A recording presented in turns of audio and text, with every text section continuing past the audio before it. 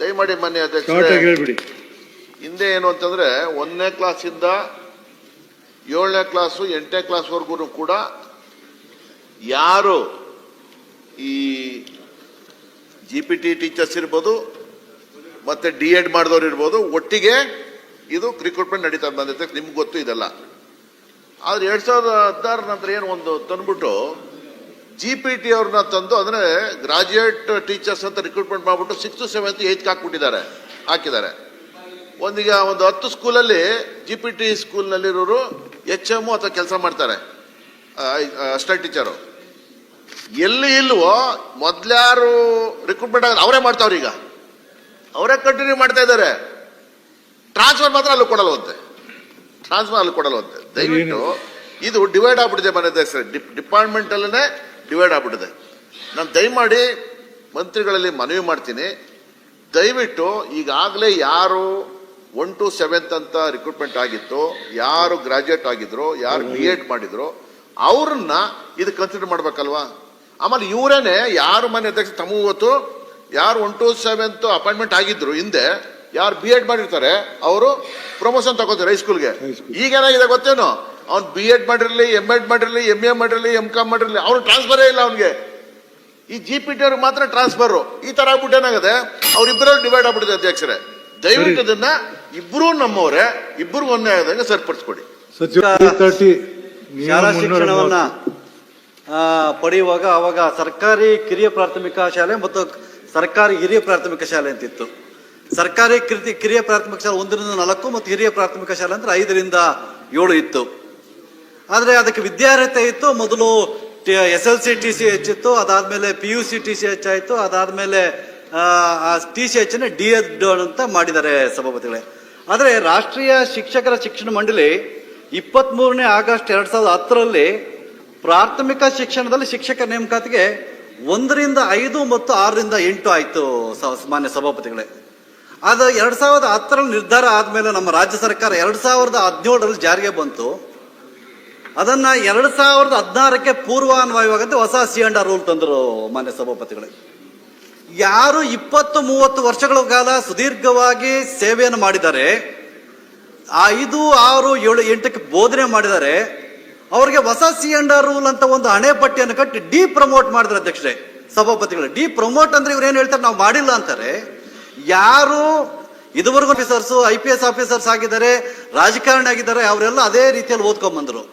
ಈಗ ಇವರು ಹೊಸ C&R ರೂಲ್ ತಂದ್ಬಿಟ್ಟು ಏನ್ ಮಾಡಿದ್ದಾರೆ ಸಭಾಪತಿಗಳೇ, ನೀವು ಇನ್ನು ಮೇಲೆ 1 ರಿಂದ 5ಕ್ಕೆ ಪಾಠ ಮಾಡಬೇಕು, 6 ರಿಂದ 8ಕ್ಕೆ ಪಾಠ ಮಾಡಬಾರ್ದು ಅಂತ ಹೇಳ್ತಾರೆ. ಯಾರನ್ನ ಇವರು ಆಯ್ಕೆ ಮಾಡಿದಾರೆ ಅಂದ್ರೆ ಯಾರು ಡಿಗ್ರಿ ಆಗಿದ್ದಾರೆ ಅವ್ರನ್ನ ಇವರು ಆಯ್ಕೆ ಮಾಡಿದ್ದಾರೆ ಈಗ ಹೊಸ C&R ರೂಲ್ ಪ್ರಕಾರ. ಆದ್ರೆ 25-30 ವರ್ಷ 15 ವರ್ಷ ಸರ್ವಿಸ್ ಆಗಿರ್ತಕ್ಕಂಥವ್ರು BA B.Ed ಮಾಡಿದರೆ, MA B.Ed ಮಾಡಿದರೆ, PhD ಮಾಡಿದರೆ, ಇವ್ರು ಹೊಸ ಕಾನೂನನ್ನು ತಂದುಬಿಟ್ಟು ಅವ್ರಿಗೆ ಡಿ-ಪ್ರಮೋಟ್ ಮಾಡಿಬಿಟ್ರೆ ಇದು ಯಾವ ನ್ಯಾಯ ಸಭಾಪತಿಗಳೇ? ಸುಮಾರು ಇದು ಆಗಿ 8 ವರ್ಷ ಆಗಿದೆ. ಸತತವಾಗಿ ಹಲವಾರು ಮಂತ್ರಿಗಳೆಲ್ಲ ಮನವಿ ಮಾಡ್ತಾ ಇದ್ದಾರೆ, ಯಾವುದೇ ಇದರಿಂದ ಫಲಪ್ರದ ಆಗಲಿಲ್ಲ. ಈಗ 2 ಇಲ್ಲಿ ಗುಂಪುಗಳಾಗೋಗಿದ್ದಾವೆ, ಒಂದು GPT ಶಿಕ್ಷಕರು, ಒಂದು PhD ಶಿಕ್ಷಕರು. ಈ GPT ಅವ್ರು ಏನ್ ಮಾಡಿದ್ದಾರೆ ಸಭಾಪತಿಗಳೇ, ನಮ್ಗೆ ಹೈಸ್ಕೂಲ್ ಪ್ರಮೋಷನ್ಗೂ ನಮಗೆ ಬೇಕು ಮತ್ತು ಈ HM ಪ್ರಮೋಷನ್ಗೂ ನಮಗೆ ಬೇಕು ಅಂತ ಕೋರ್ಟ್ ಇಂದ ಸ್ಟೇ ತಂದಿದ್ರೆ 2 ಲಕ್ಷ ಶಿಕ್ಷಕರಿಗೆ ಯಾವುದೇ ಪ್ರಮೋಷನ್ ಇಲ್ದಿರ ಅವರು ಪಾಪ ಜಾತಕ ಪಕ್ಷಗಳಂತ ಕಾಯ್ತಾ ಇದ್ದಾರೆ. ಸನ್ಮಾನ್ಯ ನಮ್ಮ ಎಲ್ಲ ಶಿಕ್ಷಕರು ಫ್ರೀಡಂ ಪಾರ್ಕ್ ಅಲ್ಲಿ ಒಂದು 60,000 ಜನ ಸೇರಿ ಒಂದು ಸ್ಟ್ರೈಕ್ ಅನ್ನು ಮಾಡಿದ್ರು. ಸನ್ಮಾನ್ಯ ಮುಖ್ಯಮಂತ್ರಿಗಳ ಗಮನಕ್ಕೆ ಬಂತು. ಮುಖ್ಯಮಂತ್ರಿಗಳು ನಮ್ಮ ಶಿಕ್ಷಣ ಮಂತ್ರಿಗಳು ಹೇಳಿದ್ರು, ಈಗಿನ ಶಿಕ್ಷಣ ಮಂತ್ರಿ ಸ್ಪಂದಿಸಿ ನಮ್ಮ ಫ್ರೀಡಂ ಪಾರ್ಕ್ ಬಂದು ಪಾಪ ನಾನು ಮಾಡ್ತೀನಿ ಅಂತೇಳಿ ಒಂದು ಸಮಿತಿಯನ್ನ ನಮ್ಮ ಕಮಿಷನರ್ ಅಧ್ಯಕ್ಷತೆಯಲ್ಲಿ ಒಂದು ಸಮಿತಿಯನ್ನು ರಚನೆ ಮಾಡಿದ್ದಾರೆ. ಆ ಸಮಿತಿ ಹೇಳಿದ್ರು 1 ತಿಂಗಳಲ್ಲಿ ನಾವು ನಿಮ್ಗೆ ವರದಿ ಕೊಡ್ತೀವಿ, ನ್ಯಾಯ ಒದಗಿಸ್ಕೊಡ್ತೀವಿ ಅಂತೇಳಿ ಸನ್ಮಾನ್ಯ ಮುಖ್ಯಮಂತ್ರಿಗಳು ಮತ್ತು ಶಿಕ್ಷಣ ಮಂತ್ರಿಗಳು ಹೇಳಿದ್ರು.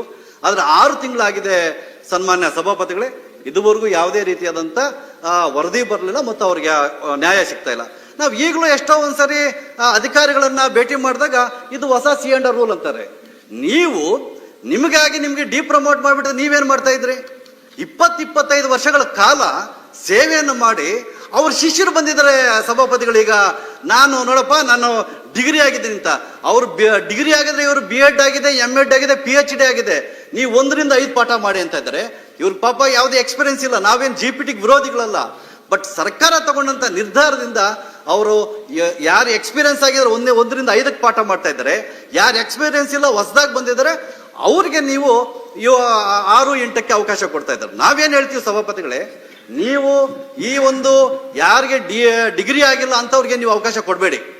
ಯಾರು ಡಿಗ್ರಿ ಆಗಿರ್ತಕ್ಕಂಥ 58,000 ಶಿಕ್ಷಕರಿದ್ದಾರೆ ಅವ್ರಿಗೆ ದಯಮಾಡಿ ನೀವು 6-8ಕ್ಕೆ ಪಾಠ ಮಾಡಕ್ಕೆ ಅವಕಾಶ ಮಾಡಿಕೊಡಿ.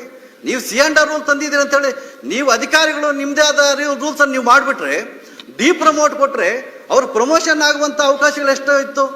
ಪ್ರಮೋಷನ್ ಇಲ್ಲ, HMಗಿಲ್ಲ, ಹೆಡ್ ಮಾಸ್ಟರ್ಗಿಲ್ಲ, ಕೇಸ್ಗಳಾಗಿದ್ದಾವೆ. ಅದಾದ್ಮೇಲೆ ಏನಾಗಿದೆ ಸಭಾಪತಿಗಳೇ, ಏನ್ ವೇಕೆಂಟ್ ಆಗುತ್ತೆ ಅದು ಈಗ GPT ಆಗೋಗ್ತಾ ಇದೆ. ಟ್ರಾನ್ಸ್ಫರ್ಸು ಇಲ್ಲ. ಈಗ ಅವ್ನು ಟ್ರಾನ್ಸ್ಫರ್ ಮಾಡ್ಕೋಬೇಕಾದ್ರೆ ಪಾಪ ಖಾಲಿ ಇದ್ರಲ್ಲ ಪ್ಲೇಸು. ಇದು ತುಂಬಾ ಅನಾನುಕೂಲ ಆಗೋಗಿದೆ. ಹಾಗಾಗಿ ಯಾರು GPT ಶಿಕ್ಷಕರಿಗೆ ನೀವೇನು ಸ್ಯಾಲ್ರಿ ಕೊಡ್ತಾ 120 ಕೋಟಿ, ಅದೇ ನೀವು ಒಂದು ತಿಂಗಳಿಗೆ ಇವರಿಗೆಲ್ಲ ಕನಿಷ್ಠ 10-15 ಕೋಟಿ ಆಗುತ್ತೆ ಅಷ್ಟೇ. ನೀವು ಸ್ಯಾಲ್ರಿ ಇವ್ರಿಗೆ ಫಿಕ್ಸ್ ಮಾಡಿ ಒಂದು ಪ್ರಮೋಷನ್ ಕೊಡಿ, ಪದೋನ್ನತಿಯನ್ನು ಕೊಟ್ಟು ಪದನಾಮೀಕರಿಸಿ ಅಂತೇಳಿ ಮಾನ್ಯ ಮುಖ್ಯಮಂತ್ರಿಗಳಲ್ಲಿ ವಿನಂತಿ ಮಾಡ್ಕೊಂತ ಇದ್ರಿ. ತಾವು ಈಗಾಗಲೇ ಒಂದು ಸಭೆಯನ್ನು ಮಾಡಿದಿರ, ಧನ್ಯವಾದಗಳು. CM ಅನ್ನು ಒಪ್ಪಿದ್ದಾರೆ. ಮತ್ತೆ ಕಾನೂನು ಇಲಾಖೆಗೂ ಸಹ ತಾವು ಪತ್ರವನ್ನು ಬರೆದ ತಮ್ಗೆ ಅಭಿನಂದಿಸ್ತೀನಿ. 8 ವರ್ಷದಿಂದ ಆಗದೆ ಇರೋದಕ್ಕೆ ಪ್ರಯತ್ನ ಪಟ್ಟಿದ್ರ, ದಯಮಾಡಿ ಇದು ಒಂದು ತಿಂಗಳೊಳಗಡೆ ನಮ್ಗೆ ಆರ್ಡರ್ ಮಾಡ್ಕೊಡ್ಬೇಕು ಅಂತ ವಿನಂತಿ. ದಯಮಾಡಿ ಮಾನ್ಯ ಅಧ್ಯಕ್ಷರೇ, ಹಿಂದೆ ಏನು ಅಂತಂದ್ರೆ 1ನೇ ಕ್ಲಾಸಿಂದ 7ನೇ ಕ್ಲಾಸು 8ನೇ ಕ್ಲಾಸ್ ವರ್ಗು ಕೂಡ ಯಾರು ಈ GPT ಟೀಚರ್ಸ್ ಇರ್ಬೋದು ಮತ್ತೆ D.Ed ಮಾಡಿದವ್ರು ಇರ್ಬೋದು, ಒಟ್ಟಿಗೆ ಇದು ರಿಕ್ರೂಟ್ಮೆಂಟ್ ನಡೀತಾ ಬಂದೈತೆ, ನಿಮ್ಗೆ ಗೊತ್ತು ಇದೆಲ್ಲ. ಆದ್ರೆ 2016 ನಂತರ ಏನು ಒಂದು ತಂದ್ಬಿಟ್ಟು GPT ಅವ್ರನ್ನ ತಂದು ಅಂದ್ರೆ ಗ್ರಾಜುಯೇಟ್ ಟೀಚರ್ಸ್ ಅಂತ ರಿಕ್ರೂಟ್ಮೆಂಟ್ ಮಾಡ್ಬಿಟ್ಟು 6th 7th 8th ಹಾಕಿದ್ದಾರೆ. ಒಂದು 10 ಸ್ಕೂಲಲ್ಲಿ GPT ಸ್ಕೂಲ್ನಲ್ಲಿರೋರು HM ಅಥವಾ ಕೆಲಸ ಮಾಡ್ತಾರೆ, ಅಸಿಸ್ಟೆಂಟ್ ಟೀಚರು. ಎಲ್ಲಿ ಇಲ್ವೋ ಮೊದ್ಲ್ಯಾರು ರಿಕ್ರೂಟ್ಮೆಂಟ್ ಆಗ ಅವರೇ ಮಾಡ್ತಾವ್ರಿ, ಈಗ ಅವರೇ ಕಂಟಿನ್ಯೂ ಮಾಡ್ತಾ ಇದ್ದಾರೆ. ಟ್ರಾನ್ಸ್ಫರ್ ಮಾತ್ರ ಅಲ್ಲಿ ಕೊಡಲ್ವಂತೆ. ದಯವಿಟ್ಟು ಇದು ಡಿವೈಡ್ ಆಗ್ಬಿಟ್ಟಿದೆ ಮನೆ ಡಿಪಾರ್ಟ್ಮೆಂಟ್ ಅಲ್ಲೇ ಡಿವೈಡ್ ಆಗ್ಬಿಟ್ಟಿದೆ. ನಾನು ದಯಮಾಡಿ ಮಂತ್ರಿಗಳಲ್ಲಿ ಮನವಿ ಮಾಡ್ತೀನಿ, ದಯವಿಟ್ಟು ಈಗಾಗಲೇ ಯಾರು 1 to 7th ಅಂತ ರಿಕ್ರೂಟ್ಮೆಂಟ್ ಆಗಿತ್ತು, ಯಾರು ಗ್ರಾಜುಯೇಟ್ ಆಗಿದ್ರು, ಯಾರು B.Ed ಮಾಡಿದ್ರು, ಅವ್ರನ್ನ ಇದು ಕನ್ಸಿಡರ್ ಮಾಡ್ಬೇಕಲ್ವಾ. ಆಮೇಲೆ ಇವರೇನೆ ಯಾರು ಮನೆ ಅಧ್ಯಕ್ಷ ತಮ್ಮ ಗೊತ್ತು, ಯಾರು 1 to 7th ಅಪಾಯಿಂಟ್ಮೆಂಟ್ ಆಗಿದ್ರು ಹಿಂದೆ, ಯಾರು B.Ed ಮಾಡಿರ್ತಾರೆ ಅವರು ಪ್ರಮೋಷನ್ ತಗೋತಾರೆ ಹೈಸ್ಕೂಲ್ಗೆ. ಈಗೇನಾಗಿದೆ ಗೊತ್ತೇನೋ, ಅವ್ನು B.Ed ಮಾಡಿರ್ಲಿ, M.Ed ಮಾಡಿರ್ಲಿ, MA ಮಾಡಿರ್ಲಿ, M.Com ಮಾಡಿರ್ಲಿ, ಅವ್ನು ಟ್ರಾನ್ಸ್ಫರೇ ಇಲ್ಲ ಅವನಿಗೆ. ಈ GPT ಅವ್ರಿಗೆ ಮಾತ್ರ ಟ್ರಾನ್ಸ್ಫರ್. ಈ ತರ ಆಗ್ಬಿಟ್ಟು ಏನಾಗಿದೆ, ಅವ್ರಿಬ್ಬರಲ್ಲಿ ಡಿವೈಡ್ ಆಗ್ಬಿಟ್ಟಿದೆ ಅಧ್ಯಕ್ಷರೇ. ದಯವಿಟ್ಟು ಇದನ್ನ ಇಬ್ರು ನಮ್ಮವರೇ, ಇಬ್ಬರು ಒಂದೇ ಆದಂಗೆ ಸರಿಪಡಿಸ್ಕೊಡಿ ಸಚಿವರು. ಈಗ ಸರ್ ನನ್ನ ಹೆಸರಿದೆ ಸರ್, ರೆಕಾರ್ಡ್ ಅದ ಸರ್, ಹೆಸರಿದೆ, ನನ್ಗೆ ಅಲೋ ಮಾಡೋಲ್ಲ ಅಂದ್ರೆ ಅಲ್ಲ ಸರ್, ನಾನು ಬ್ಯಾಡದ್ರೆ ಬಿಟ್ಟು ಬಿಡ್ತೀನಿ ಸರ್. ಮಾತಾಡಿ. ಅಲ್ಲ ಸರ್, ನನ್ನ ಹೆಸರಿದೆ ಅಂತ ಕೆಳಗೆ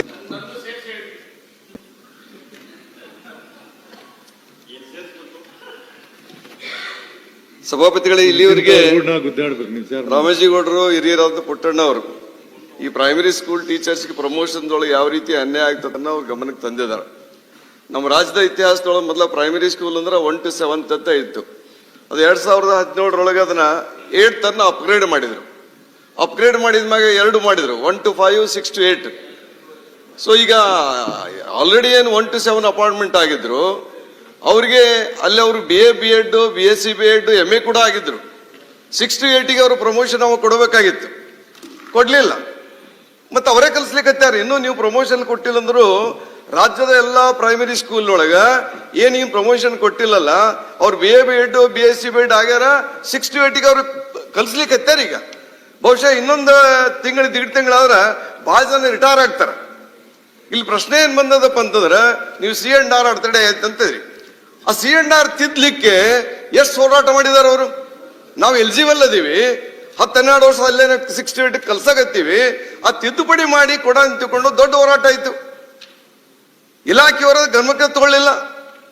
ಅದಕ್ಕೆ ಹೀಗಾಗಿ C&R ತಿದ್ದುಪಡಿ ಆಗ್ಬೇಕು. ಈಗ ಕಮಿಷನರ್ ನೇತೃತ್ವದೊಳಗ 3 ಜನ ಸಮಿತಿ ಮಾಡಿರಿ, 1 ತಿಂಗಳು ಟೈಮ್ ಕೊಟ್ರಿ, ಅದು ಹೋಯ್ತು. ಇನ್ನೊಂದು ತಿಂಗಳು 2 ತಿಂಗಳು ಹೀಗೆ ಬಿಟ್ಬಿಟ್ರಪ್ಪ ಅಂದ್ರೆ ಬಹಳ ಜನ ಅಲ್ಲೇನ್ ಪ್ರೈಮರಿ ಸ್ಕೂಲ್ ಟೀಚರ್ ಅದಲ್ಲ, ಅವ್ರು ಪ್ರೈಮರಿ ಸ್ಕೂಲ್ ಟೀಚರ್ ಆಗಿ ರಿಟೈರ್ ಆಗ್ತಾರ, ಪ್ರಮೋಷನ್ ಸಿಗುದಿಲ್ಲ. ಹಾಗಾಗಿ ಮಧು ಬಂಗಾರಪ್ಪ ಸಚಿವರಲ್ಲಿ ಕಳಕಳಿ ಪ್ರಾರ್ಥನೆ ಮಾಡ್ತೀನಿ ಸರ್. ನಾನು ಇದೊಂದು ಐತಿಹಾಸಿಕ ನಿರ್ಣಯ ನೀವು ಮಾಡ್ಬೇಕು ಸರ್. ಹಿಂದ ನಿಮ್ ತಂದೆಯವರಿದ್ದಾಗ ಗ್ರಾಮೀಣ ಕ್ರಮಾಂಕ ಕೊಟ್ರು ಸರ್. ಹಳ್ಳಿ ಜನ ಸಿಟಿ ಮಕ್ಕಳು ಕೂಡ ಕಾಂಪಿಟೇಷನ್ ಮಾಡಕ್ ಆಗುದಿಲ್ಲ ಅಂತ ಕೊಡು ಗ್ರಾಮೀಣ ಕ್ರಮಾಂಕ ಕೊಟ್ಟು ಸಾವಿರಾರು ಜನ ಇವತ್ತು ಅವ್ರಿಗೆ ಬದುಕಿಗೆ ಮಾರ್ಗ ಮಾಡಿ ಕೊಟ್ಟಾರೆ. ನಾಳೆ ಸಾವಿರಾರು ಅಂತ ಹೇಳಿದೀನಿ, 9,000 ಮಾರ್ಗ ಮಾಡಿ ಕೊಟ್ಟಿದ್ದಾರೆ. ಅದೇ ರೀತಿ ಒಳಗೆ ತಾವು ಕೂಡ ಇದೊಂದು ಐತಿಹಾಸಿಕ ದಾಖಲೆ ಆಗೋ ರೀತಿ ಒಳಗೆ ಅವ್ರು ಯಾರು ಆಲ್ರೆಡಿ ಸೀನಿಯಾರಿಟಿ ಹಿಡಿದು, ಅದು ಇಂಪಾರ್ಟೆಂಟ್, ಸೇವಾ ಹಿರಿತನ ಹಿಡಿದು ಅವ್ರಿಗೆ 6 to 8ಗೆ ಪ್ರಮೋಷನ್ ಕೊಡ್ಬೇಕಂತಕೊಂಡು ಕಳ್ಕಳಿ ವಿನಂತಿ ಮಾಡ್ತೀನಿ. ಈ ಏಪ್ರಿಲ್ದಾಗ ಯಾರೇ ರಿಟೈರ್ ಆಗ್ತಾನೆ ಪಟ್ಟಿ ಕೊಡಿದ್ರೆ ಪಟ್ಟಿ ಕೊಡ್ತೀನಿ ಸರ್ ನಾನು. ಅದು ಅನ್ಯಾಯ ಆಗ್ತದೆ ಸರ್. ದಯವಿಟ್ಟು ಇದನ್ನ ಒಳ್ಳೆ ನಿರ್ಣಯ ತೊಡ್ರಿ, ಐತಿಹಾಸಿಕ ನಿರ್ಣಯ ತೆಗೆದುಕೊಳ್ರಿ. ನಿಮ್ ತಂದೆಯವ್ರ ಹೆಸರು ಹೆಂಗ ದೇವ್ರ ಕೊಲಿಯೊಳಗ ಫೋಟೋ ಇಟ್ಟು ಪೂಜೆ ಮಾಡಾಕತ್ತಾರ, ಹಂಗ ನಿಮ್ದು ಫೋಟೋ ಇಟ್ಟು ಪೂಜೆ ಮಾಡ್ತಾರ. ಸಂಕನೂರ ಅವರು ಬಂಗಾರಪ್ಪ ಅವರು, ಇವರು ಮಧು ಅವರು. ಮಾನ್ಯ ಅಧ್ಯಕ್ಷರೇ, ಮೊದಲೇದಾಗಿ ಇದೇ ಮಾನ್ಯ ಅಧ್ಯಕ್ಷರೇ, ಇದಕ್ಕಿಂತ ಮುಂಚೆ ನಮ್ಮ ತಂದೆಯವರ ಹೆಸರನ್ನ ಹೇಳಿದ್ದಕ್ಕೆ ಅವರಿಗೆ ಎಲ್ಲ ಸದಸ್ಯರಿಗೂ ಕೂಡ ನಾನು ವಿಶೇಷವಾಗಿರ್ತಕ್ಕಂಥ ಗೌರವನ್ನ ಈ ಸಂದರ್ಭದಲ್ಲಿ ಕೊಡ್ಲಿಕ್ಕೆ ಇಷ್ಟಪಡ್ತೀನಿ. ಅದನ್ನ ಇಡೀ ರಾಜ್ಯದಲ್ಲೂ ಕೂಡ ನಾನು ಎಲ್ಲೇ ಹೋದ್ರೂ ವಿಶೇಷವಾಗಿ ಶಿಕ್ಷಣ ಇಲಾಖೆಯಲ್ಲಿ ನಮ್ಮ ತಂದೆ ಬಂಗಾರಪ್ಪಾಜಿಯವ್ರನ್ನ ನೆನೆಸ್ಕೊಳ್ತಾರೆ. ಅದು ಬೇರೆ ಬೇರೆ ಕಾರ್ಯಕ್ರಮದಲ್ಲೂ ಕೂಡ ಇರ್ಬೋದು. 10 HP ನಿನ್ನೆ ಚರ್ಚೆ ಬಂತು, ನಿಮ್ಮ ಪಕ್ಷದವರು ಕೊಟ್ಟರಂತ. ಅದು ಸೃಷ್ಟಿಕರ್ತರೆ ಬಂಗಾರಪ್ಪಾಜಿಯವರು. ಇವತ್ತು ರಾಜ್ಯದ ಜನರ ತೋಟದ ಮತ್ತೆ ಏನಾರು ಅವ್ರ ಹೊಲ ಹಸಿರಾಗಿದೆ ಅಂದ್ರೆ ಅದು ಕಾಂಗ್ರೆಸ್ ಪಕ್ಷದ ಮುಖ್ಯಮಂತ್ರಿಗಳಾಗಿರ್ತಕ್ಕಂಥ ಬಂಗಾರಪ್ಪಾಜಿಯವರು ಕೊಟ್ಟಿರ್ತಕ್ಕಂಥ ಕಾರ್ಯಕ್ರಮ. ಅದನ್ನು ಹೇಳಲಿಕ್ಕೆ ಇಷ್ಟಪಡ್ತೀನಿ. ಮತ್ತೆ ಗೌರವವನ್ನು ನಿಮಗೆ ಕೊಡ್ಲಿಕ್ಕೆ ಇಷ್ಟಪಡ್ತೀನಿ. ಆದರೆ ಸಮಯ ಬದಲಾವಣೆ ಆಗಿದೆ, ಸಮಸ್ಯೆ ಹಳೇದಾಗಿದೆ, ನಿಮಗೂ ಚೆನ್ನಾಗಿ ಗೊತ್ತಿದೆ. ನೀವು ಕೂಡ ಇದ್ರಿ, ಯಾಕೆ ಮಾಡಲಿಲ್ಲ ನಾ ಕೇಳಕ್ ಹೋಗಲ್ಲ. ಆದರೆ ಐತಿಹಾಸಿಕ ನಿರ್ಧಾರವನ್ನ ತಗೊಳ್ತಕ್ಕಂಥ ಜವಾಬ್ದಾರಿಯನ್ನ ಇವತ್ತು ಮಾನ್ಯ ಸಭಾಪತಿಗಳೇ, ನನಗೆ ಈ ಇಲಾಖೆ ಕೊಡಬೇಕಾದ್ರೆ ಮಾನ್ಯ ಮುಖ್ಯಮಂತ್ರಿಗಳು ಒಂದು ವಿಚಾರವನ್ನು ಹೇಳಿದರು.